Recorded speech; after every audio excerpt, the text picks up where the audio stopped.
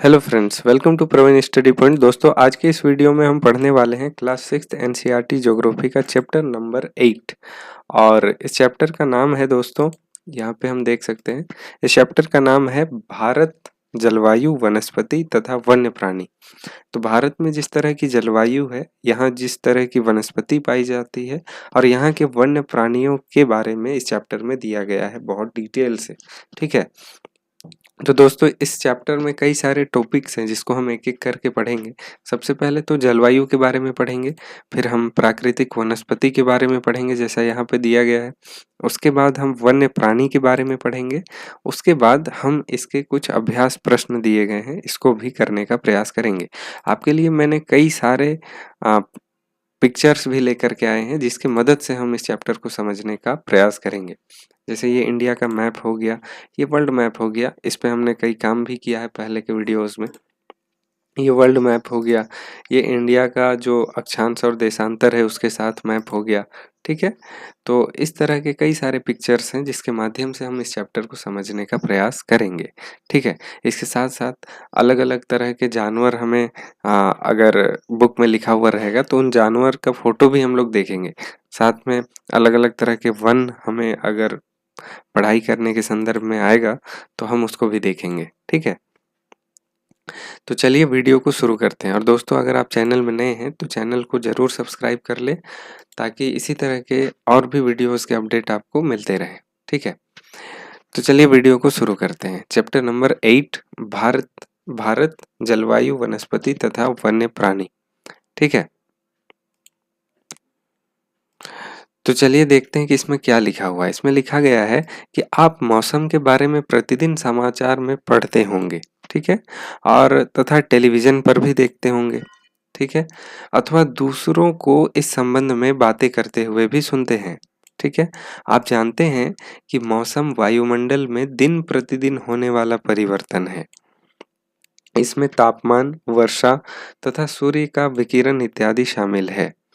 तो दोस्तों, इसमें कहा जा रहा है कि आप समाचार पत्रों में पढ़ते होंगे, टेलीविजन में देखते होंगे, या फिर कोई बोलता है तो भी आप सुनते होंगे कि मौसम क्या है, जलवायु क्या है, ये सब। ठीक, आज का मौसम ऐसे रहा, आज का मौसम बड़ा गर्म गर्म है, आज का मौसम ठंडा है, इस तरह का आप सुनते होंगे। ठीक, तो मौसम क्या है, तो यहाँ लिखा गया है मौसम जो है वो हमारे वायुमंडल में हर दिन जो परिवर्तन होता है, मतलब मौसम हमारे वायुमंडल में दिन प्रतिदिन जो परिवर्तन होता है ना, उसको कहते हैं। क्या क्या परिवर्तन होता है? टेम्परेचर कम ज्यादा हो सकता है, आज वर्षा हो गई कल नहीं हो सकती है। ठीक है, सूर्य का किरण किसी दिन ज्यादा पड़ सकता है, किसी दिन कम पड़ सकता है। ठीक है, तो सूर्य का विकिरण मतलब सूर्य से जो रोशनी आ रही है वो वापस भी जाती है, तो किसी दिन ज्यादा जा सकती है, किसी दिन कम जा सकती है। ठीक, तो रोज जो है चेंज होते रहता है हमारे एनवायरनमेंट में मौसम। ठीक है, तो इसी को कहा गया है मौसम वायुमंडल में दिन प्रतिदिन होने वाला परिवर्तन है। ठीक, उदाहरण के लिए मौसम कभी गर्म हो सकता है तो कभी ठंडा होता है। ठीक, कभी कभी आसमान में बादल छा जाते हैं तो कभी वर्षा होती है। ठीक, बहुत आसान सी सिंपल सी बात है, तो आप समझ गए होंगे। आपने ध्यान दिया होगा कि जब बहुत दिनों तक मौसम गर्म रहता है तब आपको ऊनी वस्त्रों की आवश्यकता नहीं पड़ती। ठीक, आप खाने पीने में ठंडे पदार्थों को पसंद करते हैं। ठीक, मान लीजिए गर्मी का मौसम है तो आप स्वेटर थोड़ी पहनेंगे, आपको तो ठंडा ठंडा कोल्ड ड्रिंक चाहिए होगा। ठीक है, यही बात लिखी गई है। इसके विपरीत ऐसे भी दिन होते हैं जब आपको ऊनी वस्त्रों के बिना बहुत ठंड लगती है, ठंडी और तेज हवाएं चलती है, और इन दिनों आप गर्म चीजें खाना पसंद करते हैं।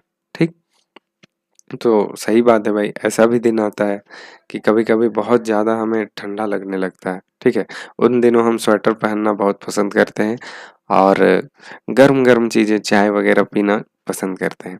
ठीक, अच्छा, सामान्यतः भारत में प्रमुख कौन कौन से मौसम होते हैं तो यहाँ दिया गया है।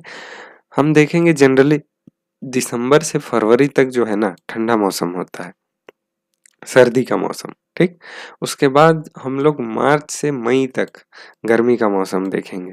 ठीक, जून से सितंबर तक हम देखेंगे कि वहाँ ना वर्षा शुरू हो जाती है। जून से सितंबर पानी आना शुरू हो जाता है।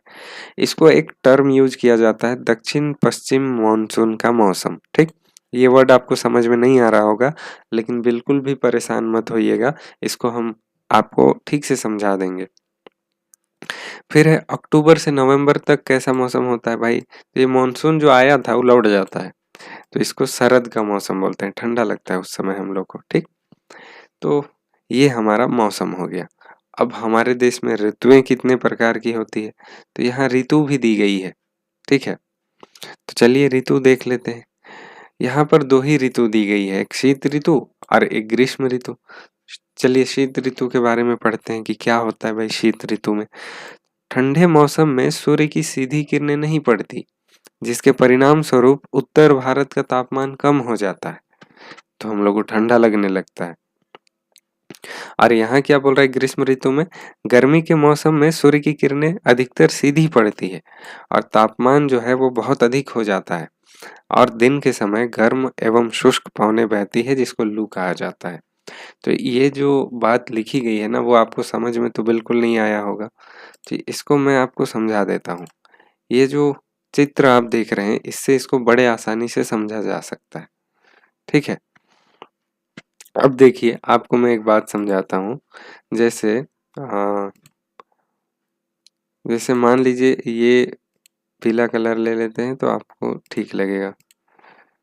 चमकीला ले लेते हैं, ठीक है? हाँ, देखिए जैसे यहाँ सूर्य से इस तरह की रोशनी जा रही है, ठीक है? ऐसे, ठीक? और हम कोई ऐसे सीधा सरफेस लेकर के यहाँ पे खड़े हैं, ठीक है? तो सूर्य की रोशनी कैसे जाएगी? एकदम सीधा टकराएगी, ठीक है? इस तरह से। लेकिन अगर सूर्य की रोशनी ऐसे जा रही है, ठीक है? और हम सरफेस लेकर के कैसा बैठे हैं? ब्लैक कलर से ले लेते हैं। सरफेस हम लेकर के बैठे हैं कुछ इस तरह का, इस तरह का, ठीक? तो ये सूर्य की रोशनी जब यहाँ पे पहुंचेगी ना, तो ये ना तिरछी पड़ेगी। आ तो रही है सीधी लेकिन ये तिरछी पड़ेगी, कुछ इस तरह से फैल जाएगी, ठीक है? एक जगह कंसंट्रेटेड नहीं रह पाएगी। आप टॉर्च से ना इस तरह का एक्सपेरिमेंट करके देखिएगा। अब यही सूर्य की रोशनी ना इतने दूर में पड़ रही है पूरा, और यहाँ भाई सिर्फ इतना दूर में पड़ रहा था, ठीक है? तो जब सूर्य की किरणें कोई सीधी सरफेस पे पड़ती है तो बहुत ज़्यादा पड़ती है, ठीक? लेकिन कभी जब तिरछी सतह पे जब पड़ती है ना, या फिर सूर्य की रोशनी तिरछी पड़ती है कहीं पे, तो मतलब उसका कंसंट्रेशन वो नहीं रह पाता है, जितना गर्मी लगना चाहिए था उतना नहीं लग पाता है, ठीक है? तो इसको हम बता रहे हैं अभी आपको, क्यों मैंने ये चीज़ आपको बताई। ये देखिए, हमारा जो भारत है ना, जैसे हमारा ये पृथ्वी है जो गोल-गोल आपको दिख रहा है चारों तरफ, ये हमारा पृथ्वी है, ठीक? और ये पृथ्वी तो है ही, इसमें जो बीच में आपको ये रेखा दिखाई दे रही है ना, ये इक्वेटर है, विषुवत रेखा, ठीक है? ये विषुवत रेखा है, ठीक है? ये विषुवत रेखा है यहाँ पर। अरे यार, कोई बात नहीं। ये हमारा है विषुवत रेखा, इस तरह से ये, ठीक है? उसके बाद यहाँ भी अगर आप देखेंगे तो ये हमारा विषुवत रेखा है और इस विषुवत रेखा के ऊपर यहाँ पर हमारा प्यारा देश भारत स्थित है, ठीक है? यहाँ पे हमारा भारत स्थित है, ठीक है? यहाँ मान लीजिए घूमते रहता है ना, तो इधर भी हो सकता है, इधर भी हो सकता है, ठीक? अब देखिए यहाँ पर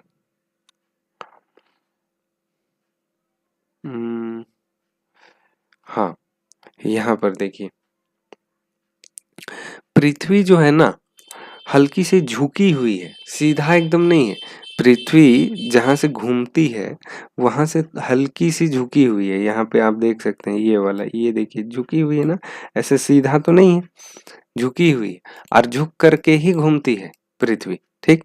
इसके वजह से क्या होता है ना, अपने अक्ष में भी पृथ्वी घूमती है और इसके साथ साथ सूर्य का भी चक्कर लगाती है इस तरह से, ठीक है?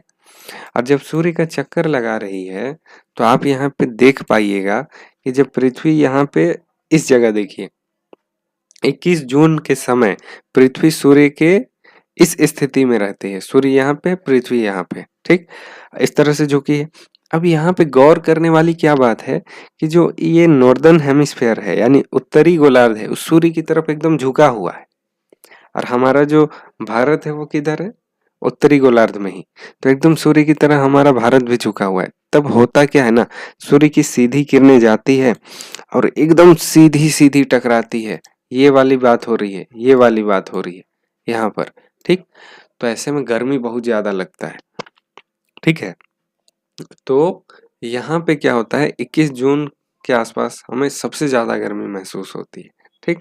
ये आसपास जब रहती है पृथ्वी, उस समय तो गर्मी लगती ही लगती है, यहाँ 21 जून के आसपास बहुत ज्यादा गर्मी लगती है, ठीक है। तो ये क्या हुआ, इसको हम लोग कहते हैं ग्रीष्म का मौसम, ठीक है, गर्मी का मौसम। अब पृथ्वी घूम के ना यहाँ पहुंच गई, ठीक। अब कोई भी पार्ट पृथ्वी का झुका हुआ नहीं है सूर्य की तरफ, ठीक। तो बराबर गर्मी लग रहा है उत्तरी गोलार्ध में भी, दक्षिणी गोलार्ध में भी। तो ये वसंत का ऋतु होता है।